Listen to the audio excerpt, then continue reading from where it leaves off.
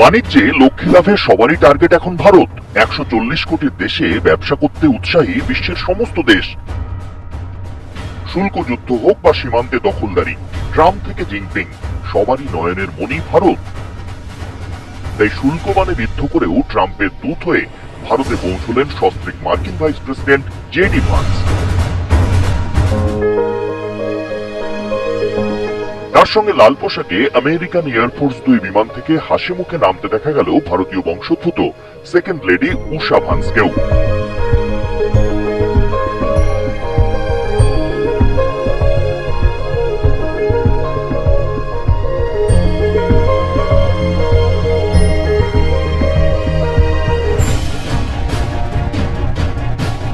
চীন সহ বাকি দেশের সঙ্গে ভারতের ওপরেও শুল্ক খাড়া নামিয়েছে প্রেসিডেন্ট ডোনাল্ড ট্রাম্প।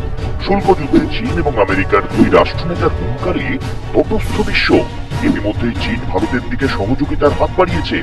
এশিয়ার দুই শক্তিশালী দেশের হাত মেলানোর আগেই মিস্টার ট্রাম্পের দূত হয়ে ভারতে নামলেন মার্কিন ভাইস প্রেসিডেন্ট জেডি ভান্স। এখন দেখার ভারত ও আমেরিকার মধ্যে শুল্ক নিয়ে যে জটিলতা দেখা দিয়েছে তা ভান্সের সফরকালে মেটে কিনা তা নিয়ে জল্পনাও শুরু হয়েছে। ফেব্রুয়ারি মাসে প্রধানমন্ত্রী মোদী মার্কিন সফরে গিয়েছিলেন। মোদীর সঙ্গে বৈঠকে বসার আগেই পাল্টা শুল্ক চাপানোর ঘোষণা করেছিলেন মার্কিন প্রেসিডেন্ট ডোনাল্ড ট্রাম্প। সঙ্গে বারংবার ভারতের শুল্ক নীতির সমালোচনা করতে শোনা গিয়েছিল তাকে। শুল্ক জট সমাধানের লক্ষ্যে ভারত এবং আমেরিকার মধ্যে সমাধান সূত্র খোঁজার লক্ষ্যে বরাবরই ইতিবাচক দৃষ্টিভঙ্গি।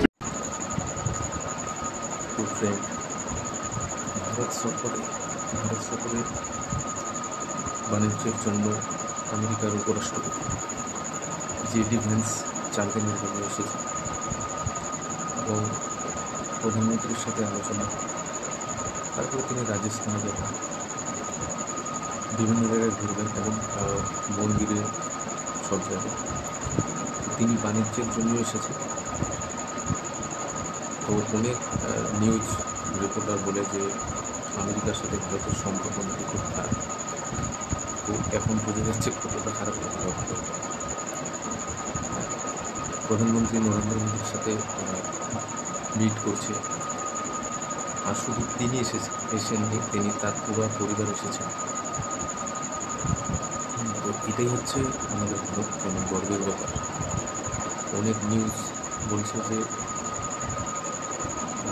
ভারত সফরে ভারতের সাথে আমেরিকার সম্পর্ক নাকি খুব খারাপ হয়ে যাচ্ছে।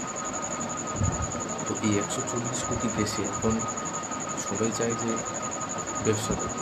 অন্যান্য দেশ আগ্রহী করছে যে সবাই ব্যবসা করতে চাচ্ছে আমাদের দেশের সাথে। তো আমেরিকার উপরাষ্ট্রপতি তিনি এসেছেন 4 দিন সফরে। সেই বাকি যে নিউজ দেখাচ্ছে এখন ওরা কি বলবে যে সম্পর্ক ভালো আছে না খারাপ আছে। এটাই বলবো আমি, সম্পর্ক ভালো আছে না খারাপ আছে সেটা তো বুঝে যাচ্ছে।